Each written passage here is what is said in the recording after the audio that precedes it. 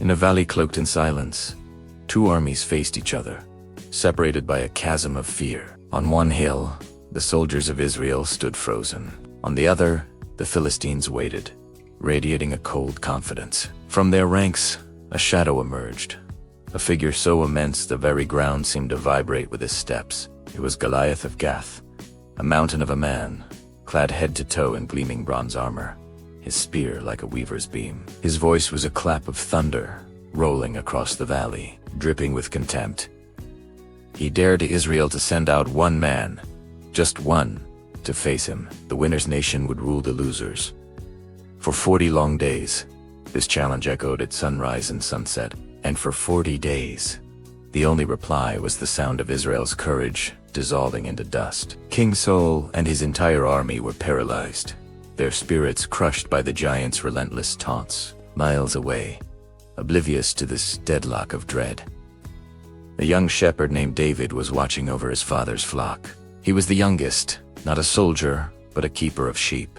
His 3 older brothers were with Saul's army, and one morning, his father, Jesse, called for him. He was to take provisions to his brothers and bring back news of how they were faring. David el-Bediah rose before the sun. He entrusted the flock to another shepherd and set off for the camp, drawn by the distant sounds of war cries and clashing steel. He arrived just as the armies were forming their battle lines once more. Eagerly he ran to find his brothers, but as he reached them, the familiar, booming voice of Goliath erupted again, his challenge hanging heavy in the air. David watched, his eyes wide as Israel's finest soldiers visibly flinched and drew back, a fire ignited in him. He couldn't comprehend the fear. He started asking the men around him, why is no one answering him? Who is this man that he gets to defy the armies of the living God? The soldiers spoke of the king's reward riches, marriage to the princess, but David wasn't interested in that. This was about honor. It was about God's name being dragged through the mud. His eldest brother, Eliab, overheard him, and his face darkened with anger. He accused David of being arrogant, of shirking his duties with the sheep just to come and gawk at the battle. But David didn't rise to the bait.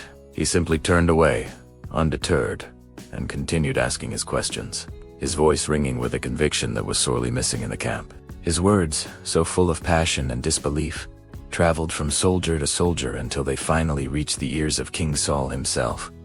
David was summoned to the royal tent. Standing before the king, the young shepherd was a picture of calm resolve. Let no one's heart fail because of him, David said, his voice steady. Your servant will go and fight this Philistine. Saul stared at the boy. He saw no warrior, no training, no armor, just a youth. You can't fight him, Saul said. You're only a boy, and he's been a warrior since his youth. But David had his own battlefield experience. He told Saul about the lion and the bear that had tried to steal a lamb from his flock. He described how he had pursued them, fought them, and killed them with his own hands. The Lord who rescued me from the paw of the lion and the paw of the bear, David declared, will rescue me from the hand of this Philistine. His faith was Saul, perhaps moved by this boy's incredible courage, finally agreed. He tried to equip David for the fight, dressing him in his own royal armor, a heavy bronze helmet, a coat of mail. David took a few clumsy steps, and then stopped. This wasn't him. The armor was a burden, not a defense. He took it all off.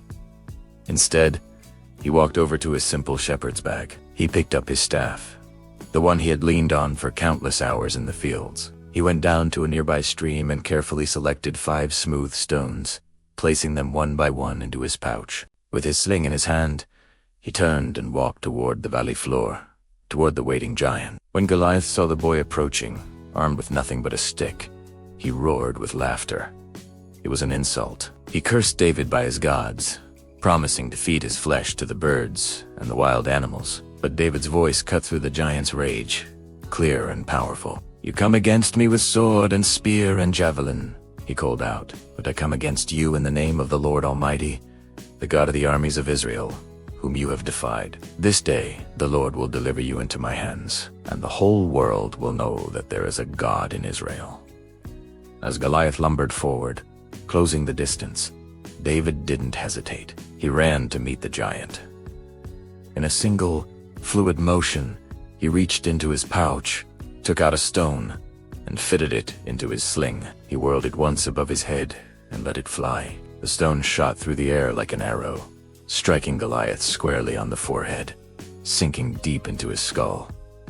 The giant stopped. He swayed for a moment, his eyes vacant, and then he crashed to the ground, face down in the dirt. A stunned silence fell over the entire valley. David ran forward, and without a weapon of his own, he drew the giant's massive sword from its sheath and ended the fight for good. When the Philistines saw that their hero was dead, their bravado shattered. A wave of pure panic washed over their ranks, and they turned and fled. At that moment, a great roar erupted from the Israelite camp. The soldiers who had been cowering in fear just moments before now charged forward, chasing down their enemies, their hearts filled with a victory they hadn't earned but had been given.